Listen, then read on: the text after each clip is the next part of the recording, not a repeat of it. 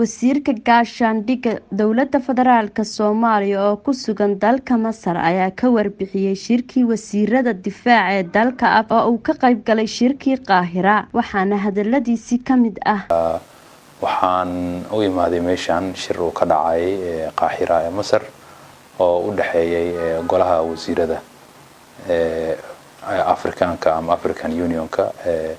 oo runtii bilowgiisana uu ku bilowday nidaam oo technical ah waxaana ka shaqeynayay qolaha farsamada ama technical teamka oo ka socda qaybaha kala duwan ee ciidamada iyo wasaaradaha qaybta civilian ka socda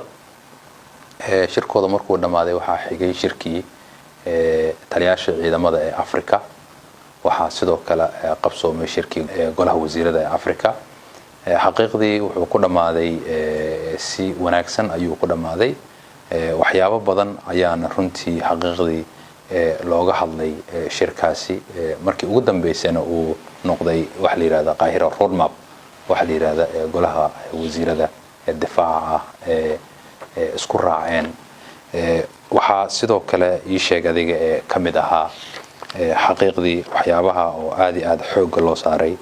African Standby Force ciidamada Afrikaanka oo loo diyaariyay ama u diyaarsan inay ka howlgalaan guud ahaan qaaradda Afrika gaar ahaan qaybo kala duwan kale sida SADC iyo Eastern Standby Force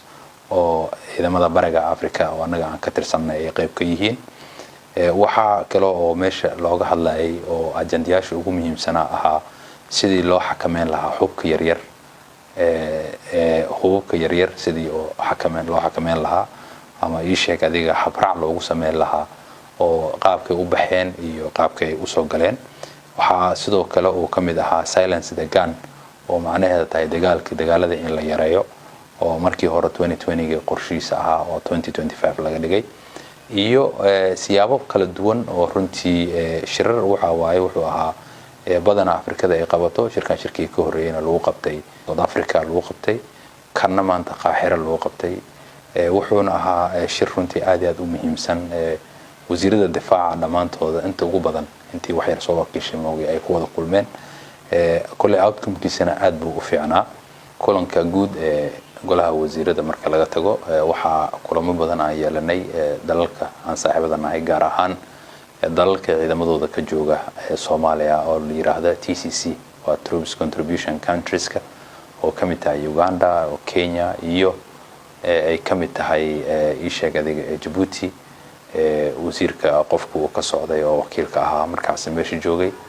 runtii waxay ahayd kulan oo runtii aad Asmaqani Faisal Ariel TV